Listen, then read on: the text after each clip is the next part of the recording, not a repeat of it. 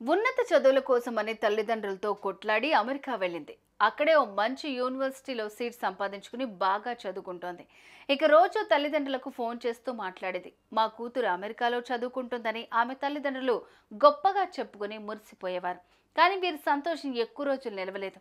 తాజాగా వీరి కూతురు సౌమ్య ప్రాణాలతో లేకుండా పోయింది. అవును, ఈ విషయం తెలుసుకున్న మృతురాలి తల్లిదండ్రులు అయ్యో దేవుడా అంటూ గుండెలు పగిలేలాగా రోధిస్తున్నారు. అయితే ఉన్నట్టుండి సౌమ్య మృతి చెందడంతో అంత షాక్కి గురవుతున్నారు. ప్రస్తుతం ఆమె స్వగ్రామంలో విషాద ఛాయలు అలుముకున్నాయి. అసలు ఈ యువతి ఎలా చనిపోయింది, అసలేం జరిగిందో ఇప్పుడు తెలుసుకుందాం.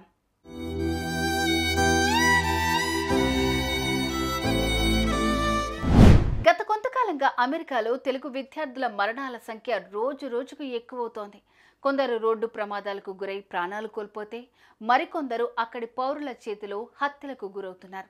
అంతెందుకు, మొన్నటికి మొన్న ఏపీకి చెందిన అచ్యుత్ అనే యువకుడు రోడ్డు ప్రమాదానికి గురై ప్రాణాలు కోల్పోయాడు. ఈ ఘటన మరవక ముందే తెలంగాణకు చెందిన సౌమ్య అనే యువతి తాజాగా రోడ్డు ప్రమాదానికి గురై మరణించినట్లుగా తెలుస్తోంది. ఈ అమ్మాయి మృతితో ఆమె కుటుంబ సభ్యులు కన్నీరు మున్నీరవుతున్నారు. అయితే ఈ యువతి మృతిపై మరిన్ని వివరాలు తెలియాల్సి ఉంది.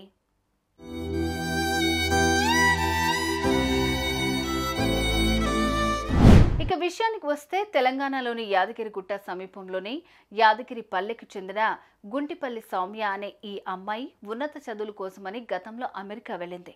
అక్కడే ఓ యూనివర్సిటీలో చదువుకుంటోంది. దీంతో ఈ అమ్మాయి రోజు తన కుటుంబ సభ్యులకు ఫోన్ చేసి మాట్లాడుతూ ఉండేది. ఎప్పట్లాగే ఇటీవల కూడా ఫోన్ చేసి మాట్లాడింది. కానీ తాజాగా సౌమ్య అక్కడ జరిగిన ఓ రోడ్డు ప్రమాదంలో ప్రాణాలు కోల్పోయింది. కూతురు మరణ వార్త తెలుసుకుని మృతురాలి తల్లిదండ్రులు, ఇతర కుటుంబ సభ్యులు గుండెలు పగిలేలాగా ఏడుస్తున్నారు. ఎంతో భవిష్యత్తున్న కూతురు ఇలా సడన్ గా చనిపోవడంతో ఆమె తల్లిదండ్రులు కన్నీరు మున్నీరుగా విలపిస్తున్నారు. సౌమ్య మృతితో ప్రస్తుతం ఆమె స్వగ్రామంలో విషాద ఛాయలు అలుముకున్నాయి.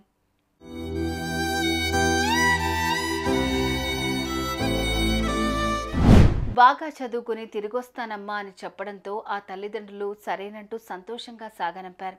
కానీ చివరికి సౌమ్య శవమై తిరిగి రావడంతో ఆ తల్లిదండ్రులు అయ్యో దేవుడా అంటూ శోకసంద్రంలో మునిగిపోయారు.